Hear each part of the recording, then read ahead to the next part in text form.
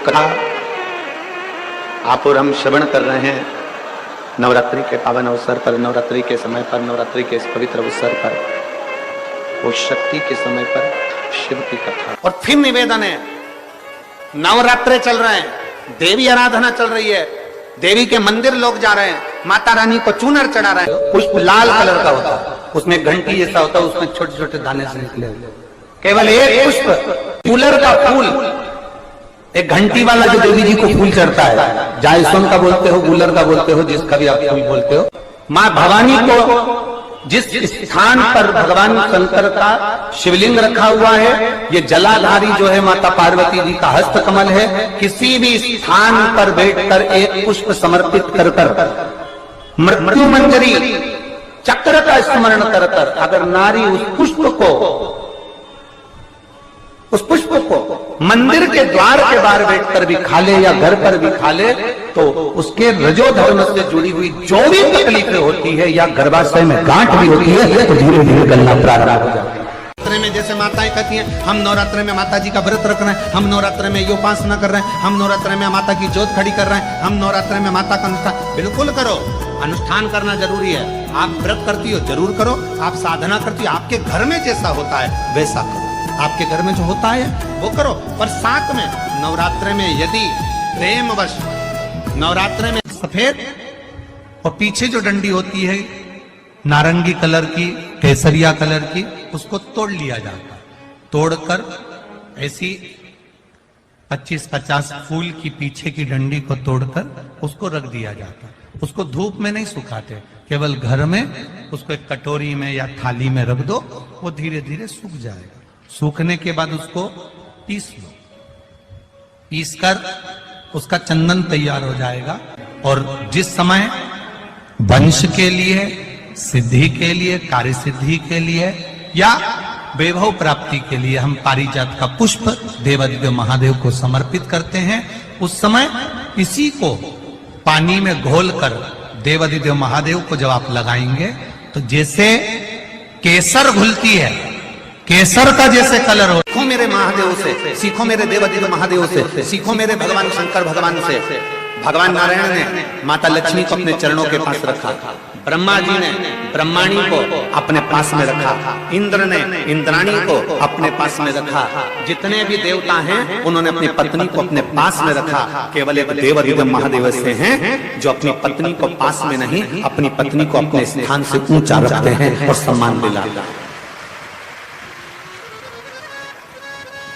अपनी धर्म पत्नी को सम्मान दिला रहे हैं, अपनी धर्म पत्नी को आदर दिला रहे हैं, अपनी धर्म पत्नी को आदर का सूचक बना रहे हैं, चुंदड़ी चढ़ा रहे हैं। उन सब से निवेदन है कि माता को चूनर चढ़ाने से पहले अपने घर की मां का आदर करना प्रारंभ करो। माता को चूनर चढ़ाने से पहले अपने घर की माता का आदर करना प्रारंभ करो। माता को चूनर चढ़ाने से पहले, भोग लगाने से पहले अपने घर के माता पिता का सम्मान करना प्रारंभ करो, घर के बुजुर्गों का आदर करना प्रारंभ करो, तो माता रानी भी बड़ी कृपा करे, बड़ी कृपा करे। भूखे रहने से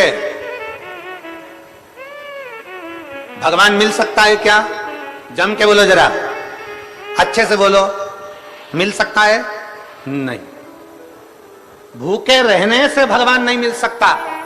पर इतना जरूर याद रखना, जिस मुख से तुम भूखे रहे हो उसी मुख से अगर आप मीठा बोल दोगे तो परमात्मा मिल जरूर जाए।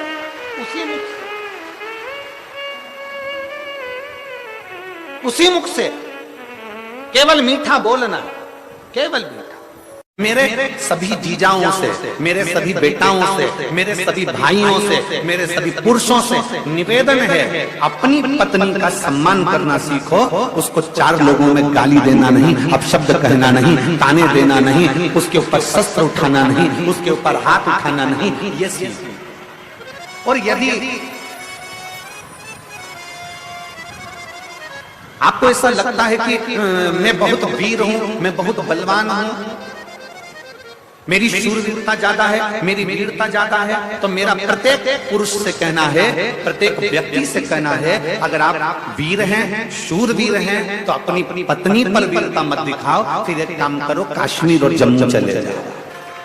कितना भी दुख, विपदा, कष्ट सम्मुख में खड़ा हुआ हो, कितना भी दुख, पूंजी धन की अगर आपको कमी पड़ रही है और ऐसा लग रहा है कि मेरे पास में कुछ भी नहीं, हम तो यहां तक कहेंगे कोई मकान बना रहे हो, बेटी का विवाह कर रहे हो, बेटे का विवाह कर रहे हो, कोई अच्छा कार्य कर रहे हो, धन संपदा की भी कमती दिखे तो समय पर कांता भगवान का स्मरण कर, कांता चक्र का स्मरण कर, शिव और नारायण का नाम लेकर एक बेलपत्र, एक शमी पत्र, एक श्वेत पुष्प, एक लाल पुष्प दोनों हाथ में लेकर भगवान शंकर के अशोक सुंदरी के स्थान पर अगर समर्पित करा जाए तो संपदा की भी कमी नहीं आती। वो कांता चक्र है जो नारायण के माता रानी से जो मांगना है तुम्हें, अगर तुमने नवरात्रे में शिव जी की आराधना करिए, शंकर की कथा सुनिए, शंकर की आराधना करिए, शिव स्तुति करिए, शंकर को एक लोटा जल चढ़ाया,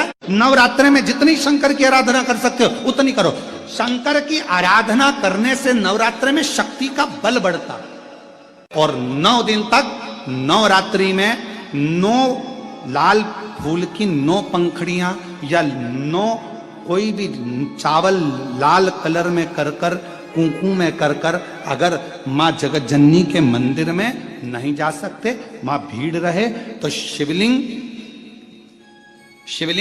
की जो जलाधारी है, जहां पानी गोल घूमता है, इस जलाधारी पर कहीं पर भी नवरात्रे में 9 दिन तक या तो लाल फूल की पंखड़ी 9 या 9 चावल के दाने लाल कलर कर कुंकू में, लाल चंदन में उस स्थान पर चढ़ाना प्रारंभ करो। 9 दिन के बाद तुम्हें 15 दिन और निकलेंगे, उसके बाद तुम्हें खुद लगेगा कि तुम्हारी जॉब, तुम्हारी नौकरी तुम्हारा बाबा ने लगाया है। शक्ति का बल, परिश्रम जरूर करना, मेहनत जरूर करना, रात दिन पढ़ाई एक साथ करना और अपने परिश्रम को नहीं छोड़ना। मेहनत जरूर करो पर साथ में ये प्रयोग भी करो नवरात्रि का। देखो शिव और शक्ति का बल तुम्हें प्रसन्नता देता है कि नहीं देता। इतना भयंकर असुर था विप्रचिति कि देवता सब त्रस्त थे उससे। एक बार भगवान ब्रह्मा जी ने भगवान नारायण से पूछा कि ये विप्रचिति का वध कौन करेगा, इस विप्रचिति का संहार कौन करेगा? तो कहा तब मां पार्वती इनका संहार करे। कितना सुंदर व्याख्यान इस विप्रचिति की कथा में आता है। माता का नाम रक्तदंती का कैसे पड़ा, वो शिव महापुराण की कथा वर्णन करती है। तो जब माता उमा जब प्रगटी तो उनका केश भूमि पर गिरा और भूमि पर गिरने के कारण उससे एक वृक्ष उत्पन्न हुआ जो नीम का वृक्ष कहलाता है, निमाड़ी का वृक्ष कहलाता है। इसलिए साउथ में, दक्षिण में नीम के वृक्ष को स्वयं देवी का प्रतिबिंब माना जाता है। नीम के वृक्ष को स्वयं माता का प्रागट्य उत्सव माना जाता है। नीम के वृक्ष को स्वयं देवी का भाव वर्णित किया जाता है। और बहुत सुंदर बात है महाराज जी, जिसके शरीर में माता निकल गई हो, दाने दाने पड़ गए हो पूरे शरीर में, बुखार भी बहुत तेज आ रहा हो और पूरे शरीर में माता जी निकल गई हो, 1 लोटा पानी जिसके शरीर में माता जी निकली है उसके पास में रख दो और वो पानी उठाकर नीम के पेड़ में उस व्यक्ति के ऊपर से 7 बार उतार के नीम के पेड़ में डाल दो। 3 दिन के अंदर उसकी माता जो शरीर में निकली हुई है, दाने दाने पड़े हुए हैं, जो बुखार बहुत तेज आ रहा है, उसमें धीरे धीरे आराम मिलना प्रारंभ हो जाता है। यहां तक शास्त्र कहता है कि किसी व्यक्ति को अचानक बहुत तेज बीमार आ गया, बहुत तेज बुखार आ गया, या एकदम,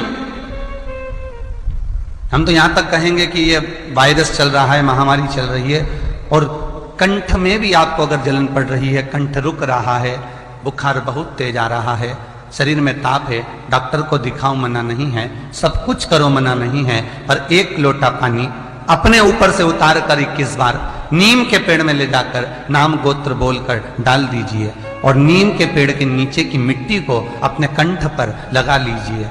20 से 25 मिनट बाद आपको आराम लगना प्रारंभ हो जाएगा। ये उमा देवी है, पार्वती जी, मां सती जी, उमा, कात्यायनी, कुष्मांडा, स्कंदा, ये जितनी भी देवियां हैं, हम क्यों इनकी आराधना करते हैं? कभी आप लोगों ने विचार करा कि माता जी की, हम लोग आद्य शक्ति दुर्गा भवानी की, माँ उमा की, माँ कात्यायनी की, चंद्रघंटा की, स्कंदा की, इन माताओं की आराधना हम क्यों करते? क्यों माँ अंबा जगदम्बा की हम आराधना करते हैं? कभी आप विचार करें, करिएगा विचार। ऐसी कोई देवी नहीं है, ऐसी कोई माता, जगत जननी दुर्गा भवानी के जितने स्वरूप का आप दर्शन करेंगे, ऐसी कोई देवी नहीं है जिन्होंने शिव की आराधना नहीं करी, और ऐसी कोई देवी नहीं है जिन्होंने शिव से वर प्राप्त ना करा।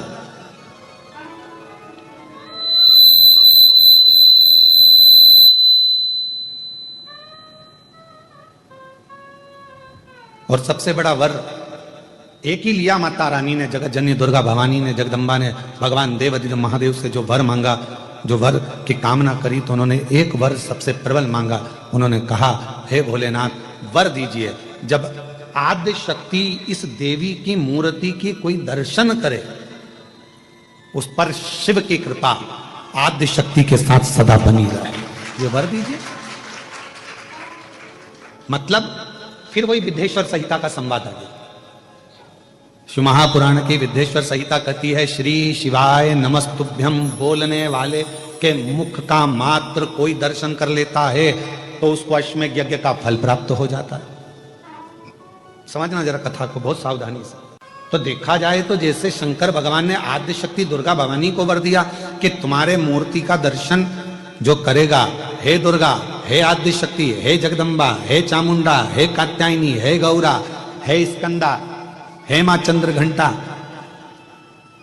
हे चिंतपूर्णी, हे मनसा, हे कांगड़ा, हे ज्वाला, हे वैष्णव, हे मैयर, जो तुम्हारे इस स्वरूप का दर्शन करेगा, जो मांगेगा वो फल उसको प्राप्त होगा,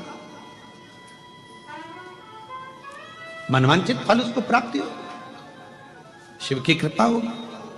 तो वही की वही बात तो यहाँ शिव महापुराण की विद्येश्वर संहिता में लिख दिया। विद्येश्वर संहिता में लिखा कि श्री शिवाय नमस्तुभ्यम का जाप करने वाले, श्री शिवाय नमस्तुभ्यम के मंत्र का उच्चारण करने वाले, श्री शिवाय नमस्तुभ्यम को बोलने वाले के मात्र मुख का दर्शन कर लीजिए। अगर मुख का दर्शन कर लिया तो हमारे जीवन के जितने संचित पाप हैं वो सब नष्ट हो जाते हैं और अश्वमेध यज्ञ का पुण्य फल हमें प्राप्त हो जाता है। 33 कोटि देवी देवताओं में से 7 देवता पार्वती जी के लिए बनतू लोक पर कैलाश पर आने लगे। जैसे ही आने लगे तो उनकी धर्मपत्नियों ने, सप्त देवियों ने कहा, आप जा रहे हो और आप जाकर पार्वती के साथ रहोगे, ये अच्छा लगेगा? तो सप्त देवताओं ने विचार कर अब करें क्या? तो पार्वती जी बुला रही हैं, हमें जाना पड़ेगा। तब सप्त देवताओं ने सप्त देवी का रूप धारण करा, सप्त मातृका बनकर तुरंत पार्वती जी के पास पहुंच गए। अंधकासुर को मारते समय सप्त मातृका प्रकट हुई है। आज भी आपके घर में वास्तु पूजन होता है, नवरात्रि की पूजन होती है, यज्ञ होता है, अनुष्ठान होता है, तो सप्त घृत मातृका मनाई जाती है। करें दर्शन, करें कभी कि नहीं करें? 7 बिंदी नीचे लगती हैं, फिर उसके ऊपर 6 बिंदी सिंदूर की। करें दर्शन, किस किस ने करें? ध्यान होगा आप लोगों को। पहले 7 बिंदी सिंदूर की, फिर 6, फिर 5, फिर 4, फिर 3, फिर 2, फिर 1, और 1 के ऊपर चिपकाया जाता है फिर सिक्का। करें दर्शन आप लोगों ने? सप्त घृत मातृका बोलते हैं उसको, सप्त मातृका। कोई आपसे पूछे कि सप्तघट मातृका का जन्म कहां हुआ था, सप्तघट मातृका कहां प्रकट हुई थी, सप्त मातृका कहां प्रकट हुई थी, तो आप कह सकते हो अंधकासुर का संहार करते समय जब शंकर भगवान अंधकासुर को मारने के लिए आतुर हुए, तब माता पार्वती जी ने सप्त देवताओं को आमंत्रित करा। और सप्तदेव स्वयं पुरुष के रूप में नहीं आए थे, सप्तदेव स्त्री बनकर, देवी बनकर आए थे, इसलिए उनको सप्त मातृका कहा गया। देवता पुरुष के रूप में नहीं, स्त्री के रूप में आए थे। पहले नंबर पर ब्रह्माणी का रूप रखकर ब्रह्मा जी आए थे। दूसरे नंबर पर कुमारी का रूप रखकर कुमार कार्तिक आए थे। तीसरे नंबर पर वैष्णवी का रूप रखकर भगवान विष्णु आए थे। चौथे नंबर पर माहेश्वरी, भगवान महेश का रूप रखकर भगवान महेश्वरी बनकर आए थे। पांचवें नंबर पर बारही का रूप रखकर आए थे। छठे नंबर पर इंद्राणी बनकर आए थे। सातवें नंबर पर यम स्वयं चामुंडा बनकर आए थे। ये सप्त घृत मातृका, सप्त मातृका माता पार्वती के साथ में यमराज चामुंडा बनकर, भगवान विष्णु वैष्णवी बन गए, भगवान महेश महेश्वरी बन गए, ब्रह्मा ब्रह्माणी बन गए, इंद्र इंद्राणी बन गए, बरहा वारही बन गए, कुमार कुमारी बन गए और बनकर माता पार्वती के साथ में निवास करने लगे। जब भगवान शंकर अंधकासुर का संहार करने के लिए सम्मुख में वापिस प्रकट हो गए तो इन 7 देवियों को देखा। 7 देवियों को देखकर पूछा, ये देवियां कहां से आ गई? ये सप्त मातृका कहां से आ गई? ये 7 देवियां कहां से आ गई? तब देवताओं ने आकाशवाणी कर कर कहा, भोले बाबा ये देवियां नहीं देवता हैं, पर पार्वती के साथ में पुरुष कैसे रह सकता था, इसलिए इन्होंने देवी का रूप रख लिया है। यहां आई हैं। शिव जी ने कहा, तुम सप्त मातृकाओं का निर्माण मेरी धर्म पत्नी पार्वती ने करा है। जब भी कोई मंगल कार्य होगा, शुभ कार्य होगा, गृह प्रवेश होगा, मकान का उद्घाटन हो, दुकान का उद्घाटन हो, यज्ञ हो, अनुष्ठान हो, पूजन हो, पाठ हो, उस समय पर तुम 7 देवियों की पूजन श्रेष्ठ मानी जाएगी। जहां तुम 7 देवियों की सप्त घृत मातृका की पूजन होगी, वहां संपदा की कभी कमी नहीं आएगी। सप्त मातृकाओं को विराजमान करती है। आप लोगों के यहाँ गृह प्रवेश होता है, जिसके यहाँ पर नया घर बना होगा, उसके यहाँ गृह प्रवेश हुआ होगा तो सप्त मातृका का दर्शन किया होगा। किस किस ने कराया? जरा हाथ उठाइए, जरा करें आप लोगों ने। सफेद कपड़े पर या टाइल्स पर उसको बना देते हैं, रखिए और उसका दर्शन किया जाए। सप्त मातृका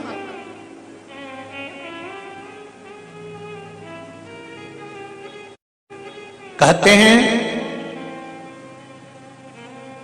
ब्राह्मण सिंदूर में गाय का घी घोलकर, भैंस माता का नहीं और डब्बे का नहीं, गाय का, जम के बोलो जरा, गौ माता, गौ माता के दूध से मक्खन से निर्मित घी को घोलकर ब्राह्मण देव जब सप्त मातृका का निर्माण करते हैं, तब ब्राह्मण का हृदय प्रसन्न होना चाहिए। जिस दिल के साथ में, हृदय के साथ में, मन से, चित्त से, वृत्ति से हृदय को प्रसन्न रखकर ब्राह्मण जब सप्त मातृका बनाता है, उस समय अगर उसका हृदय बड़ा प्रसन्न होता है तो उस घर में कभी संपदा की कमी नहीं आती है। सप्त मातृका का निर्माण भी उत्तम फल देता है। ब्राह्मण जब उचित आनंद के साथ में आनंदित होकर जब उस सप्त मातृका का निर्माण करता है और निर्माण कर उसका जब पूजन कराता है तो उसका आनंद दूसरा होता है। और सप्त मातृका के ऊपर जब ब्राह्मण घी चढ़वाता है, गाय का घी, कौन सा घी? अरे जम के बोलो जरा, गाय का घी जब चढ़ता है, सप्त मातृका पर जब चम्मच से आदि से जब घी चढ़ाया जाता है, वो घी का रेला जब नीचे तक आता है, जितनी दूर तक वो गाय का घी टपक कर नीचे तक जाता है बहता बहता, उतनी संपदा जिंदगी भर व्यक्ति के घर में बनी रहती है अगर गृह प्रवेश के समय पर वो घी बहाया जाए।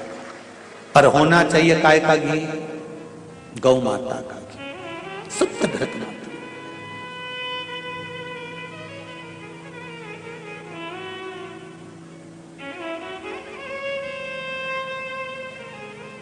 गौ माता के घी का बड़ा महत्व है जी, बहुत ध्यान देना। साल में, वर्ष में 2 बार या 3 बार गौ माता के दूध से निर्मित, वो भी देसी गाय हो, आज के जमाने में देसी गाय भी मिलना मुश्किल है, देसी गाय के द्वारा निर्मित घी दरवाजे के बाहर, अगर तुम्हारे घर में बहुत अशांति हो रही है, क्लेश हो रहा है, घर में शांति नहीं है, तो गाय के घी की एक बिंदी भी अगर दरवाजे के बाहर मात्र अशोक सुंदरी वाली जगह पर घी को लगाकर उस हाथ की बिंदी को दरवाजे पर लगा दिया जाता है तो घर में से क्लेश समाप्त हो जाता है। जैसे कहते हैं ना, मेरे को अच्छा नहीं लग रहा, बेचैनी हो रही है, मुझे ऐसा लग रहा है कुछ बुरा होने वाला है, घर में अशांति हो रही है, मन अच्छा नहीं लग रहा, मेरा रहने का मन नहीं कर रहा, बाहर निकलो तो अच्छा लगता है, घर में जाओ तो अच्छा नहीं लगता, व्यापार में काम अच्छा नहीं लग रहा, व्यापार अच्छा नहीं चल रहा, जिसके मन में लगता है कि मेरे मन से मुझे अच्छा नहीं लग रहा, मन में अशांति लग रही है, मन में अच्छा नहीं लग रहा, उसको देसी गाय का घी अशोक सुंदरी वाली जगह, अशोक सुंदरी वाली जगह जानते हो ना सब लोग को मालूम है।